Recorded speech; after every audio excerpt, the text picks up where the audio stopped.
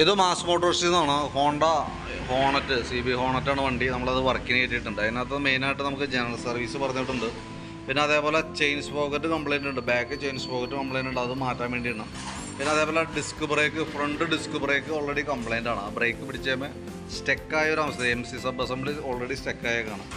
പിന്നെ engine oil check ചെയ്തിട്ട് മാറ്റും. ഇത്ര കേസാണ് മെയിനായിട്ട് പറഞ്ഞേക്കണ വർക്ക് കേട്ടോ. അപ്പോൾ നമ്മൾ വണ്ടി ഓടിച്ച് നോക്കി വർക്കിന് കയറ്റി ഓടിച്ച് നോക്കുന്ന സമയത്ത് ചെയിൻ സ്പോക്കറ്റ് ഫുള്ള് പോയേക്കാണ്. ആ രീതിയിലുള്ള സൗണ്ടും കാര്യങ്ങളും ഉണ്ടാകും. അപ്പോൾ ചെയിൻ സ്പോക്കറ്റ് അഡ്ജസ്റ്റിങ് മാക്സിമത്തിലേക്ക് ആയി കിടന്നായിരുന്നു. അപ്പോൾ ചെയിൻ സ്പോക്കറ്റ് മാറ്റാൻ വേണ്ടി നമ്മൾ അഴിച്ചിട്ടുണ്ട്. ബ്രേക്ക് പാഡ് സെറ്റൊക്കെ അത്യാവശ്യം നല്ല പാഡാണ്. പിന്നെ ഈ കാലിപ്പർ ബ്രാക്കറ്റ് അസംബ്ലിയുടെയൊക്കെ ശരിക്കും ക്ലാബ് പിടിച്ചിട്ടേ തുരുമ്പ് പോലെ പിടിച്ചിട്ട് അതിൻ്റെ ഉള്ളിൽ ഫുള്ള് സ്റ്റക്കായ ഒരു സിറ്റുവേഷൻ ആയിരുന്നു. അപ്പോൾ ഫുള്ളായിട്ട് നമ്മളൊന്ന് അഴിച്ച് ഗ്രീസ് ചെയ്തിടുന്നുണ്ട്. കൂട്ടത്തിൽ കൂടെ നമുക്ക് അതിൻ്റെ ഈ റബ്ബർ ബൂട്ട് സെറ്റ് ഉണ്ട്, ആ ബൂട്ട് സെറ്റുകൾ മാറ്റി റീസെറ്റ് ചെയ്യേണ്ടതായിട്ടുണ്ട് കേട്ടോ.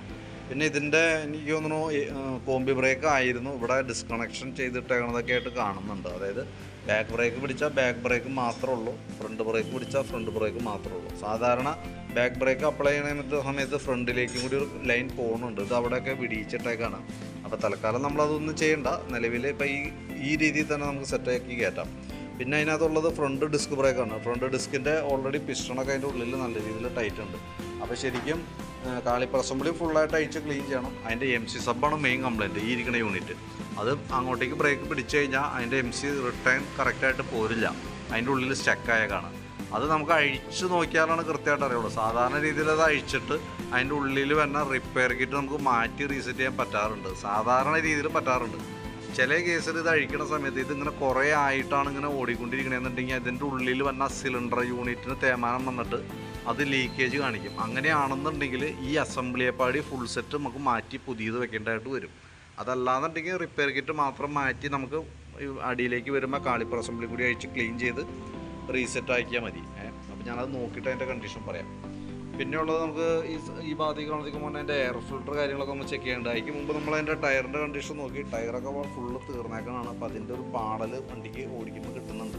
സൈഡൊക്കെ ഫുള്ള് തീർന്ന് നടക്കണം കേട്ടോ. അപ്പോൾ സേഫ്റ്റിയുടെ ഭാഗമായിട്ടത് ശ്രദ്ധിക്കുക. കാരണം എന്ന് വെച്ചാൽ വണ്ടി പാളിപ്പോവാനുള്ള സാധ്യതയൊക്കെ വളരെ കൂടുതലാണ്.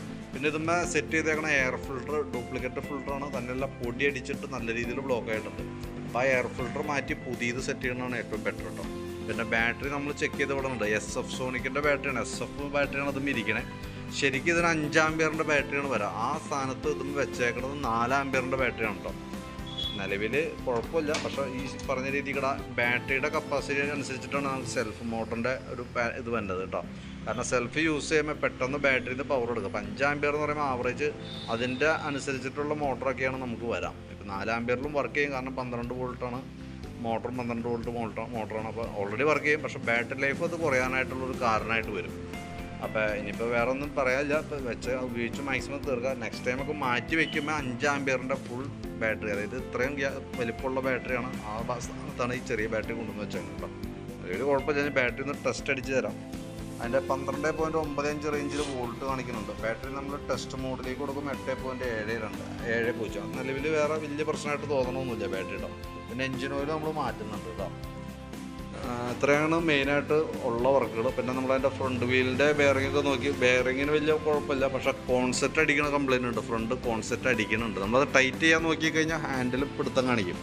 അപ്പോൾ ഒന്നുപോലെ അത് ആ രീതിയിൽ തന്നെ നിലനിർത്താം, തൊടാതിരിക്കാം.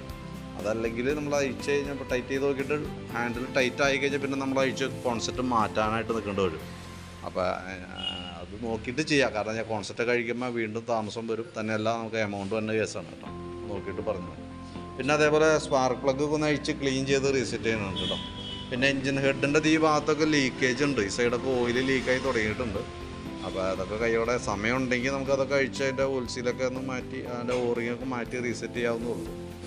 അപ്പോൾ ഞാനതിൻ്റെ ഈ പറഞ്ഞിരിക്കുന്ന വർക്കുകൾ ഇപ്പോൾ ജനറൽ സർവീസായിട്ട് ചെയ്യാം. അതേപോലെ തന്നെ അതിൻ്റെ ചെയിൻ സ്പോക്കറ്റ് മാറുന്ന, അതേപോലെ ഡിസ്ക് ബ്രേക്കൊക്കെ കഴിച്ച് റീസെറ്റ് ചെയ്യുമ്പോൾ ഏകദേശം എത്ര വരുമെന്നൊരു അപ്രോക്സിമേറ്റ് ഇട്ടിട്ട് ഞാൻ എൻ്റെ ഡീറ്റെയിൽസ് വാട്സപ്പിലിടാം. അതിനകത്ത് നമ്മൾ ഈ മാസ്റ്റർ കിറ്റ് റിപ്പയർ ചെയ്യണതായിട്ടാണ് കാണിക്കുക. അപ്പോൾ അതെല്ലാം ഇനി മാറ്റേണ്ടി വന്നു കഴിഞ്ഞാൽ നമ്മൾ ഈ പറയുന്ന എസ്റ്റിമേറ്റ് എമൗണ്ടിൽ വ്യത്യാസം വരും. അങ്ങനെയാണെന്നുണ്ടെങ്കിൽ മാറ്റേണ്ടി വന്നാൽ ഓൾറെഡി നമ്മൾ കോൺടാക്റ്റ് ചെയ്യാം. കോൺടാക്റ്റ് ചെയ്ത് പറഞ്ഞതിന് ശേഷമാണ് നമ്മൾ എന്തെങ്കിലും ചെയ്യുള്ളൂ കേട്ടോ. അപ്പോൾ അതിൻ്റെ ഇതാണ് നിലവിലത്തെ അവസ്ഥ. അപ്പോൾ ഞാൻ അതിൻ്റെ ഒരു ഡീറ്റെയിൽ ആയിട്ടുള്ള എസ്റ്റിമേറ്റും വീഡിയോ സഹിതം വാട്സാപ്പിലേക്ക് ഒന്ന് സെൻഡ് ചെയ്ത് തരാം. വീഡിയോ കണ്ടു കഴിയുമ്പോൾ നോക്കിയിട്ട് വാട്സാപ്പിൽ തന്നെ ഒന്ന് റിപ്ലൈ ഇടണം കേട്ടോ. കാരണം വണ്ടി എന്തെങ്കിലും നാളത്തേക്ക് ആവുള്ളൂ. നാളെ ഒരു ഉച്ച കഴിയാൻ തീർത്തി വരുമ്പോഴത്തേക്ക് കേട്ടോ. നോക്കിയിട്ടൊന്ന് പറഞ്ഞാൽ മതി.